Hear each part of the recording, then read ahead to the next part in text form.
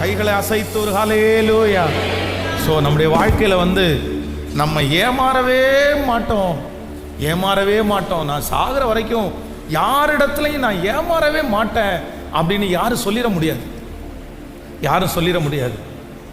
நம்ம சில நேரங்களில் எவ்வளவு கவனம் உள்ளவர்களாக இருந்தாலும், எவ்வளவு ஞானம் உள்ளவர்களாக இருந்தாலும், சில நேரத்தில் நம்ம அறியாமலே நம்ம என்ன பண்ணிடுவோம்னா சில இடத்துல ஏமாந்து போயிடுவோம். ஆனால் ஒரு தேவனுடைய பிள்ளை, ஏமாற்றப்பட்ட ஒரு தேவனுடைய பிள்ளை, நீங்கள் ரொம்ப ஜாக்கிரதையாக அந்த ஏமாற்றத்தை கையாளணும்.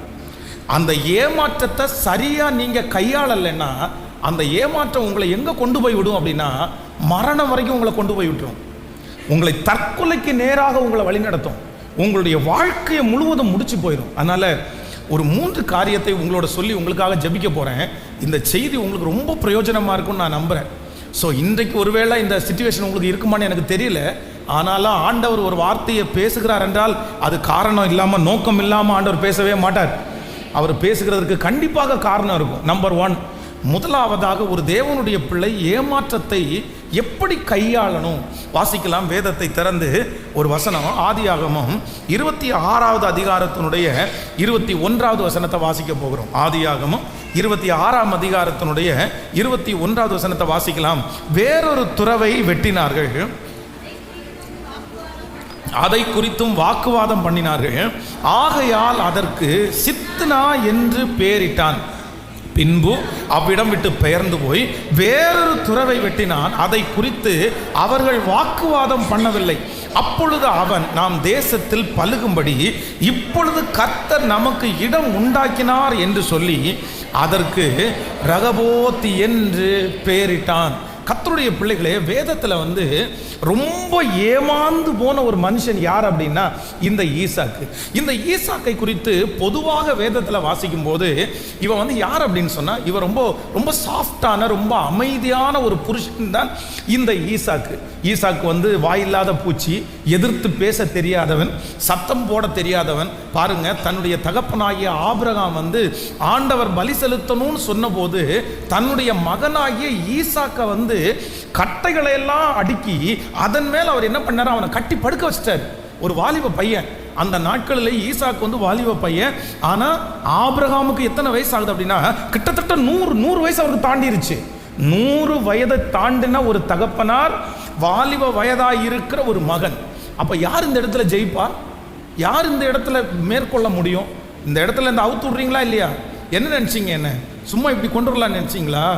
என்னென்னமோ பேசியிருக்கலாம். ஆனால் ஈசாக்கு வாய் திறவாத ஒரு பூச்சியை போல படுத்து கிடந்தான். தன்னுடைய தகப்பனார் கட்டைக்கு மேலே வச்சு தன்னை கட்டுறாரு, கத்தியை எடுக்கிறார், கையில் கத்தியை எடுக்கிறாரு. தன்னுடைய தகப்பனார் கொல்ல போகிறார் அப்படின்னு அறிஞ்சு வச்சிருந்தான். ஆனால் கூட தப்பிக்கிறதுக்கு எந்த முயற்சியும் எடுக்காதவன் யார் அப்படின்னா ஈசாக்கு.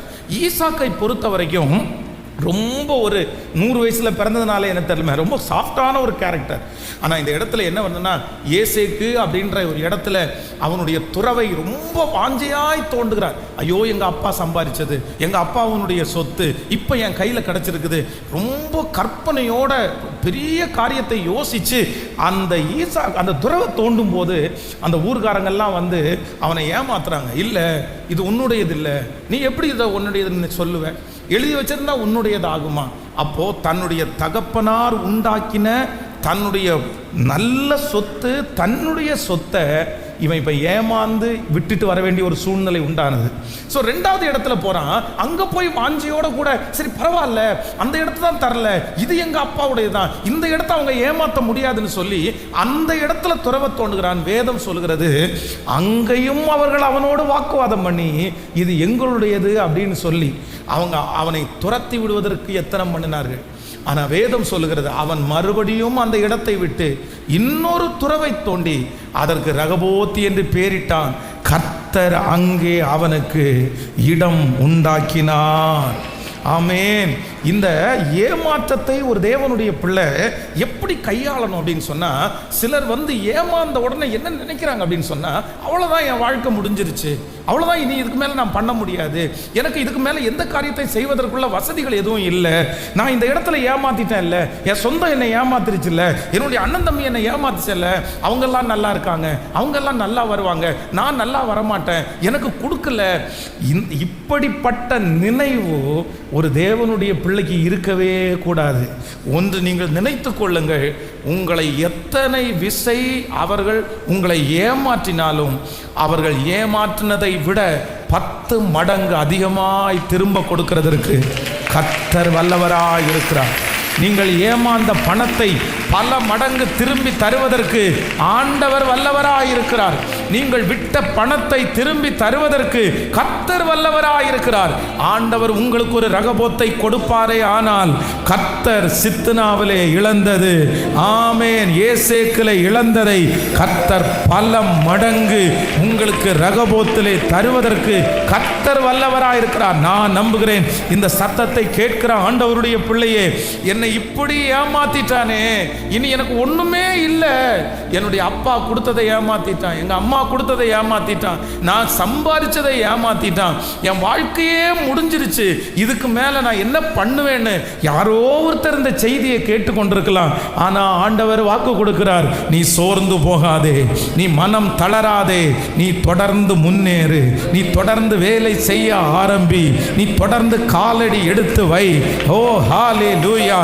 இஸ்ரவேலின் தேவனாகிய கர்த்தர் நீ ஏமாந்ததை பல மடங்கு உனக்கு திரும்ப தருகிறவர். நல்ல கரங்களை தட்டி, முழு பலத்தோட கரங்களை தட்டி, இயேசுவே, இப்பொழுது கரங்களை தட்டும் போதே என் பிள்ளை ஏமாந்த அந்த வாழ்க்கை திரும்ப கிடைக்கட்டும், ஏமாந்த அந்த பணம் திரும்ப கிடைக்கட்டும். கர்த்தர் இனி ஆசீர்வதிக்கிற இடத்துல அந்த ஆசீர்வாதத்தை திரும்ப தருகிற கர்த்தர் நல்லவர்.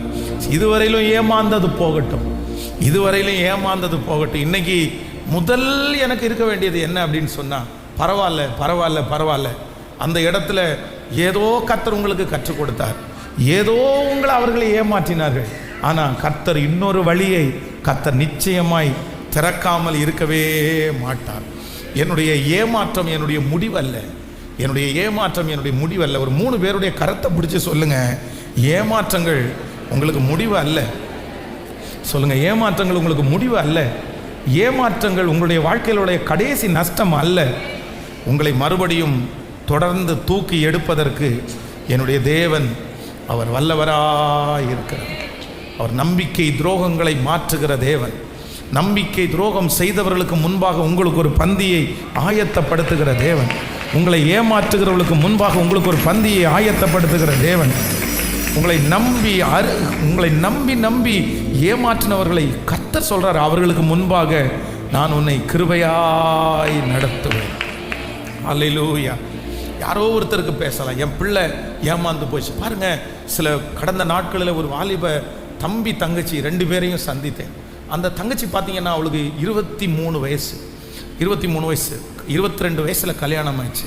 23 வயசில் அந்த பிள்ளை என்கிட்ட வந்து நின்று அவள் சொல்கிறா, பாஸ்டர், என்னை ஏமாற்றி கல்யாணம் பண்ணிட்டாங்க பாஸ்டர், என்னை ஏமாற்றி கல்யாணம் பண்ணிட்டாங்க. அந்த பையன் கூடவே நிற்கிறான். அந்த பையன் நான் கேட்குறேன், என்னப்பா இந்த பாப்பா இப்படி சொல்கிறாளே, என்னன்னு கேட்டால், ஆமாம் பிரதர், எனக்கு அந்த மாதிரிலாம் ஒன்றும் இன்ட்ரெஸ்ட் இல்லை. என்ன அப்படின்னா, 24 மணி நேரமும் தன்னுடைய செல்ஃபோனில் கேமே விளையாடிட்டு இருக்கிறாங்க. கேம் விளையாடிட்டு இருக்கிறான். ஒரு புருஷன், ஒரு கல்யாணம் பண்ணின பையன் ஒரு மனைவிக்கு சம்பாரித்து கொடுக்கறதில்ல, ஒரு மனைவிட்ட ஒரு அன்பான வார்த்தையை பேசுறதில்ல, ஒரு மனைவியை வெளியே கூட்டிகிட்டு போகல, ஒரு மனைவிக்கு எந்த காரியத்தையும் செய்யாமல் எப்போ பார்த்தாலும் எதில் இருக்கிறான் அப்படின்னா கேம்லேயே உட்காந்துருக்கிறான். எப்பா எதுக்குப்பா நீ கல்யாணம் பண்ண அப்படின்னா, நீ கல்யாணம் பண்ணக்கூடாதுல்ல. இல்லை, எங்கள் அம்மா அப்பாட்ட நான் அப்போவே சொன்னேன், அவங்க வற்புறுத்தி ரொம்ப கஷ்டப்படுத்தி நீ கல்யாணம் பண்ணி தான் ஆகணும் அப்படின்னு என்னை கல்யாணம் பண்ணி வச்சாங்க. அவங்க அம்மா அப்பாட்ட கேட்ட, நீ என்ன சிஸ்டர் பண்ணீங்க, உங்கள் பையன் இவ்வளோ மோசமாக இருக்கான்ல, நல்ல பிள்ளையினுடைய வாழ்க்கையை நீங்கள் இப்படி கெடுத்துடலாமா அப்படி சொன்னால் அவங்க என்ன சொல்கிறாங்கன்னா, இல்லை கல்யாணம் ஆனதுக்கு பிற்பாடாவது அவன் திருந்திடுவான்னு நினச்சான் பாஸ்டர், திருந்திடுவான்னு நினச்சேன். பாருங்க, அவன் திருந்தவே இல்லை. அவன் என்ன சொல்கிறான் அப்படின்னு சொன்னால், நான் என்ன ஃபாதர் தப்பு பண்ணேன், நான் என்ன தப்பு பண்ணேன், நான் ஏற்கனவே அவள்கிட்ட கல்யாணத்துக்கு முன்னாடியே சொன்னேன், நான் கேம் விளையாடுவேன்னு நான் சொன்னேன். நான் நிறைய பேசி கல்யாணத்துக்கு முன்னாடிலாம் பெருசாக நான் இது பண்ணவே இல்லையே, நான் வற்புறுத்தி தான் கல்யாணம், எனக்கு பெருசாக இஷ்டம் இல்லை, எங்கள் அம்மா அப்பா தான் எனக்கு சொல்கிறாங்கன்னா சொல்லிட்டேனே. இப்போ பார்த்தீங்க அப்படின்னு சொன்னால் அவனுக்கு அதில் எந்த உணர்வும் இல்லை, எந்த ஈடுபாடும் இல்லை. இந்த புள்ள அந்த வார்த்தையை கேட்டுட்டு அப்படியே குமுறி குமுறி குமுறி அழுறாங்க.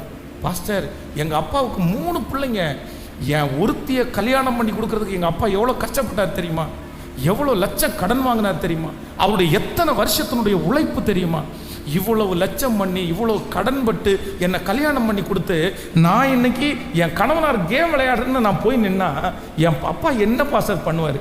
நாங்கள் எல்லாருமே தூக்கில் தொங்கிட வேண்டியதான்.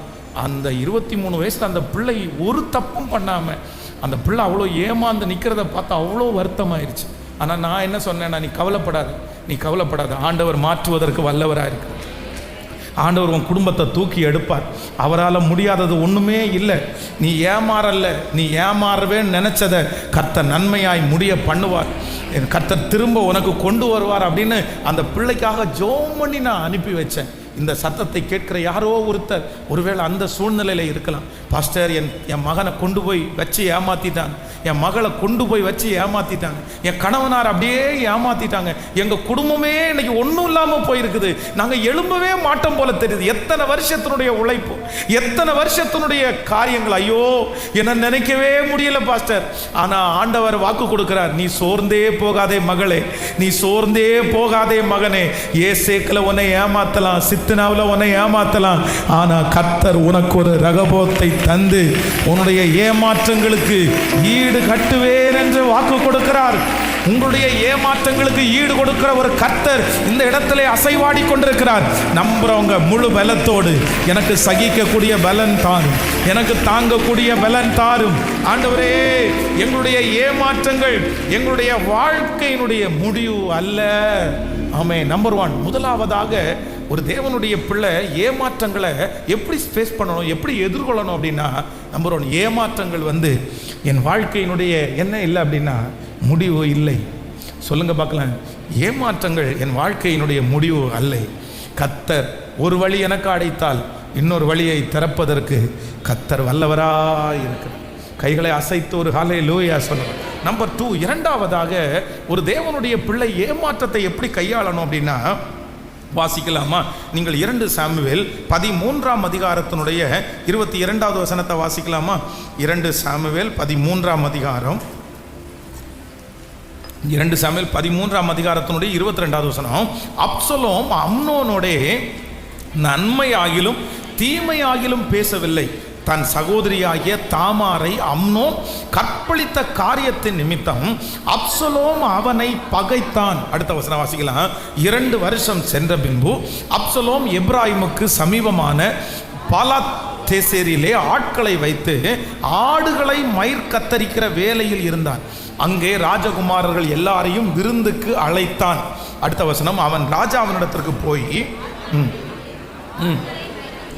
ஆடுகளை மயிர் கத்தரிக்கிறேன், ராஜாவும் அவருடைய ஊழியக்காரரும் உமது அடியோனோட வரும்படி வேண்டிக் கொள்ளுகிறேன் என்றார். போதும், நீங்க வீட்டில் போய் இந்த வசனத்தை தொடர்ச்சியாக வாசிங்க. இப்போ என்ன அப்படின்னு சொன்னா, இந்த தாவீதுக்கு 2 பேர் இருக்கிறாரு, 2 பசங்க இருக்கிறாங்க. ஒருத்தன் பேரு அம்னோன், இன்னொருத்தன் பேரு அப்சலோம். இவங்க 2 பேருமே மறுமணியாட்டியினுடைய பிள்ளைகள் தான். ஒருத்தன் அம்னோன், இன்னொருத்தன் அப்சலோம். இந்த அப்சலோமுக்கு ஒரு தங்கச்சி இருந்தாங்க, அவங்க பேர் தாமார். ரொம்ப அழகான ஒரு பிள்ளை, ஒரு நல்ல பிள்ளை தாமார். ஆனால் இந்த அம்னோன் என்ன பண்ணுறான் அப்படின்னு சொன்னால், இந்த தன்னுடைய தங்கச்சி ஆகிய தாமாரை நீ உங்களுக்கு அந்த சம்பவம் தெரியும்னு நினைக்கிறேன். அவங்கள வீட்டுக்கு அழைச்சி ராஜாவினிடத்தில் சொல்லி, எனக்கு தங்கச்சியை கொஞ்சம் அனுப்புங்க, அவள் சாப்பாடு எனக்கு சமைச்சு கொடுத்தா நான் சரியாவேன்னு சொல்லி வஞ்சகமாய் அந்த பிள்ளையை வீட்டுக்குள்ளே கூட்டிகிட்டு அந்த பிள்ளையினுடைய கையினாலே பணியாரங்களை சமைச்சு வச்சு அந்த பிள்ளையை படுக்கை அறைக்கு கூட்டிகிட்டு போய் அந்த பிள்ளை எத்தனையோ டைம் வேண்டானே, இது வேண்டாம், ஆகாது, இது செய்யாதீங்க, நான் வேணா உங்களை கல்யாணம் கூட பண்ணிக்கிறேன் அப்படின்னு சொன்னதுக்கு அப்புறம் கூட எதுவுமே அவன் கேட்காம அந்த பிள்ளையை ஏமாற்றி அந்த இடத்துல வேதம் சொல்கிற அந்த பிள்ளையை கற்பழித்தான். உடனே தன்னுடைய சொந்த சகோதரியை இப்படி பண்ணிட்டான், அதனால இவனை விடக்கூடாதுன்னு சொல்லி இந்த அப்சலோம் அம்னோனிடத்துல எதுவுமே பேசல. ஏன் இப்படி பண்ண, எதுக்கு இப்படி பண்ண, என் தங்கச்சி நீ கல்யாணம் பண்ணிக்கோ, நீ கல்யாணம் பண்ணதான் சரியாகும், எதுவுமே சொல்லாமல் தன்னுடைய மனதிலேயே அவன் வைத்து கொண்டான். என்ன வச்சுட்டான் அப்படின்னா, ஒரு நாள் வரும் நீ என்னை ஏமாத்தினல, நீ என்னை ஏமாத்தினதுக்கு நான் பழி வாங்காமல் உன்னை விட மாட்டேன், நான் உன்னை பழி வாங்காமல் விட மாட்டேன், நான் என்னைக்காவது ஒரு நாள் பழி வாங்குவேன், நான் எவ்வளவு பணம் செலவு பண்ணாலும் நான் பழி வாங்குவேன், எத்தனை பேரை வச்சு வேணாலும் நான் பழி வாங்குவேன். இப்படிப்பட்ட ஒரு தீர்மானத்தை அப்சலோம் மனசுக்குள்ள எடுத்து அதற்கான முயற்சி எடுத்து, வேதம் சொல்கிறது அதற்கான நாட்களை அவன் எதிர்பார்த்து காத்திருந்தான். சரி வரட்டும் வரட்டும், 1 வருஷம் காத்திருந்தான், 2 வருஷம் காத்திருந்தான், பல வருஷங்கள் காத்திருந்து தன்னுடைய இருதயத்தினுடைய பழியை ஒரு நாள் தீர்த்தான் என்று வேதம் சொல்கிறது. நல்லா கவனிச்சுக்குங்க, ஏமாந்தவங்க இன்னொன்று நீங்கள் கையாள வேண்டியது என்ன அப்படின்னு சொன்னால், யார் நம்மை ஏமாற்றினார்களோ அவர்களை பழி வாங்கணுன்ற எண்ணத்தை விட்டுட்டு உங்கள் வேலையை நீங்கள் பார்த்தாதான் நீங்கள் ஜெயிக்க முடியும். அவங்க உங்களை ஏமாத்தினது ரொம்ப பெருசு. நீங்கள் நினைக்கல, எப்படி பாஸ் அவனை விட முடியும், எப்படி நான் விடுவேன், எவ்வளோ ஏமாத்தினான் தெரியுமா அவன் என்ன, என் பிள்ளையினுடைய வாழ்க்கையை நாசம் பண்ணிட்டான், என்னுடைய பணத்தை நாசம் பண்ணிட்டான், எங்கள் சமாதானத்தை நாசம் பண்ணிட்டான், எங்கள் வீட்டுக்கு பக்கத்தில் அவ்வளோ பெரிய பிரச்சனையை உண்டு பண்ணிட்டான், என்னை பார்க்குறவங்க எல்லாம் ரொம்ப கேவலமாக பார்க்குற அளவுக்கு கொண்டு விட்டான், இவன் ஒரே ஒருத்தனால நான் எவ்வளோ பெரிய பிரச்சனையை சந்தித்தேன் தெரியுமா, இவனை ஒரு நாள் இல்லைனாலும் ஒரு நாள் பழி வாங்காமல் நான் விட மாட்டேன், எவ்வளவு பணம் செலவு பண்ணாலும் பரவாயில்ல பாஸ்டர், நான் செத்தே போனா கூட பரவாயில்ல பாஸ்டர், என் வாழ்க்கை அழிஞ்சா கூட பரவாயில்ல பாஸ்டர், என்னை ஏமாத்தின இவனை பழி வாங்காம நான் விடுறது இல்லைன்ற ஒரு தீர்மானம் இந்த சத்தத்தை கேட்கிற யாரோ ஒருத்தருடைய இருதயத்தில் இருக்கலாம். நைட்டு படுக்கும்போது, டிராவல் பண்ணும்போது உங்கள் மனசு அதற்கான திட்டத்தை போட்டுட்டு இருக்கலாம். எப்படி இவனை சிக்க வைக்கலாம், எப்படி இவனை விளத்தள்ளலாம், எப்படி இவனை அடிக்கலாம், எப்படி இவனுக்கு பிரச்சனை பண்ணலாம். ஆனால் ஆண்டவர் இன்றைக்கு யாரோ ஒருத்தருக்கு கர்த்தர் கரத்தை பிடிச்சி சொல்கிறாரு, இல்லை மகனே, இல்லை மகளே, பழி வாங்குதல் உனக்குரியது அல்ல, ஏமாத்தின அந்த மனுஷனுக்கு நீ பழி வாங்க வேண்டிய அவசியம் இல்லை. மனிதன் எதை விதைத்தானோ அதை அறுப்பான். உன்னுடைய ஏமாற்றம் உனக்கு ஒரு பெரிய பாடம். கர்த்தர் வாக்கு கொடுக்கிறார், நீ ஏமாந்தது ஒரு பெரிய பாடம் இல்லை, நான் உன்னை அந்த ஏமாற்றத்திலிருந்து எப்படி வேண்டுமென்றாலும் தூக்கி எடுப்பேன். அலங்கரிப்பதற்கு கர்த்தரால முடியும். மனிதர்கள் உடைத்து போட்டிருக்கிறதை கட்டுவதற்கு கர்த்தருக்கு லேசான காரியம். கர்த்தர் சொல்லுகிறார், நீங்கள் ஏமாந்து உடைந்து போனதை திரும்ப கட்டுகிறதற்கு கர்த்தர் வல்லவராய் இருக்கிறார். அவராலே செய்ய முடியாத அதிசயமான காரியம் என்று ஒன்றுமே இல்லை, ஒன்றுமே இல்லை. நம்ம நம்பர் 2, இரண்டாவது எடுக்கக்கூடிய ஒரு பெரிய தீர்மானம் என்னன்னா, நான் மனசார நான் மன்னிக்கிறேன், நான் மனசார நான் மறக்கிறேன். என்னை ஏமாத்தினவங்களை நான் என்ன பண்ண மாட்டேன். சத்தமா சொல்லுங்க, எல்லாருமே முழு பலத்தோட சொல்லுங்க. பக்கத்தில் இருக்கிற கையை பிடிச்சி சொல்லுங்க, நான் பழி வாங்க மாட்டேன். சொல்லுங்க, நான் பழி வாங்க மாட்டேன். சொல்லுங்க, எல்லாரும் சொல்லுங்க, நான் பழி வாங்க மாட்டேன். கர்த்தரே எனக்கு கிருபையா இறங்குகிற கர்த்தர் நல்லவர். ஹல்லேலூயா. கவனிங்க ஆண்டவருடைய பிள்ளைகளே, இது உங்களுக்கு தேவையானது, இது உங்களுக்கு சொல்லணுன்றதுக்காக நான் கண்டிப்பாக சொல்கிறேன். நம்முடைய திருச்சபைக்காக இப்பொழுது ஆண்டவர் இந்த இடத்த கொடுத்துருக்கிறார். ஆனால் ரொம்ப அந்த ஒரு 10 ஆண்டுகளுக்கு முன்பாக பார்த்தீங்கன்னா கொஞ்சம் பணம், அப்போ அந்த கொஞ்சம் பணத்தை வைத்து ஒன்றுக்கும் ஆகாத ஒரு இடம், அந்த இடம் டிச்சு ஓரத்தில் இருக்குது. அப்போ அந்த மனுஷன் ரொம்ப கஷ்டத்தில் இருக்கிறார். அப்போ எங்கிட்ட ஒருத்தர் சொன்னார், பாஸ்டர் இவருக்கு ஒரு சின்ன ஹெல்ப் பண்ணிங்கன்னா இந்த இடத்த நம்ம வாங்கிடலாம். அந்த இடம் அன்னைக்கு ஒரு 2 லட்சம் ரூபான்னு வச்சுக்கோங்களேன், நம்ம வாங்கிடலாம். வாங்கிட்டோன்னா திருப்பி நம்ம ஒரு 5-6 வருஷம் தாண்டி வித்துட்டோம்னா ஒரு 2-3 லட்சம் ரூபாய் எக்ஸ்ட்ரா கிடைக்கும், அதை நம்ம ஊழியத்துக்கு பயன்படுத்தலாம், நீ ஆனால் முயற்சி எடுக்கிறீங்களா அப்படின்னு சொன்ன உடனே அவர் சொன்னவர் ரொம்ப நம்பிக்கைக்குரியவர். அந்த இடத்தை வைத்திருக்கிற நபரும் என்கிட்ட ரொம்ப ப்ளீஸ் பண்ணி, சார் இந்த டைமில் எனக்கு நீங்கள் உதவி செஞ்சீங்கன்னா எனக்கு ரொம்ப பெருசாக இருக்கும் சார் அப்படின்னு சொன்ன உடனே, சரி பிரதர் நான் அதை செஞ்சிடறேன் அப்படின்னு சொல்லி, அன்றைக்கு அவ்வளோ சிரமம், அவ்வளோ சூழ்நிலைகள், ஆனால் அதை பண்ணி இதை பண்ணி காசை கையில் கொடுத்தா அந்த மனுஷன் அப்படியே குறுக்க திரும்பிட்டு 1 வாரம் தாண்டி, நான் எழுதி தர மாட்டேன், நான் எல்லாம் உங்களுக்கு கொடுக்க மாட்டேன். அப்படி ஏன் இப்படி சொல்கிறீங்கன்னு கேட்டால், எனக்கு இன்னும் 2-3 லட்சம் எக்ஸ்ட்ரா தந்தால் தான் நான் பண்ண முடியும். இந்த பணத்துக்கெல்லாம் கொடுக்க முடியாது, எங்கள் சொந்தக்காரங்க எல்லாம் என்ன திட்டுறாங்க, சுற்றி இருக்கிறவங்க எல்லாம் என்ன திட்டுறாங்க. சரி பரவாயில்ல பிரதர், நீ தரவே வேண்டாம், நீங்கள் கொடுத்த பணத்தை திரும்பி கொடுக்கலான்னு பார்த்தா இல்லை நான் அதை செலவு பண்ணிட்டேன், நான் எப்படி அதை திரும்பி கொடுப்பேன் அப்படின்னா எனக்கு ஒரு 3 வருஷம் டைம் கொடுங்க, 5 வருஷம் டைம் கொடுங்க. என்னை ஏற்பாடு பண்ணி விட்ட அந்த நபர் வந்து இந்த சமுதாயத்தில் ரொம்ப முக்கியமான நபர். அவர் என்ன சொன்னார் அப்படின்னு சொன்னால், பாஸ்டர் இவனை இப்படியே விட்டால் வலிக்காகாது, இவனை எந்த விதத்தில் எடுக்கணுமோ அந்த விதத்தில் தான் எடுக்கணும், ஆடுற மாட்டை ஆடித்தான் கறக்கணும், பாடுற மாட்டை பாடி தான் கறக்கணும், நான் பார்த்துக்கிறேன் அப்படின்னாரு. நான் சொன்னேன் எதுவுமே செய்யாதீங்க பிரதர், எதுவுமே செய்யாதீங்க பிரதர். எத்தனையோ பேசி பார்த்ததுக்கு அப்புறம் கூட நான் சொன்னேன் இது ஆசீர்வாதமாக இருக்காது பிரதர், உங்களுக்கு இது நல்லா இருக்காது. ஏன்னா ஒரு மனுஷனை கசைக்கு பிழிஞ்சு நீங்கள் அந்த பணத்தை வாங்கி ஆசீர்வாதமாகவே இருக்க முடியாது.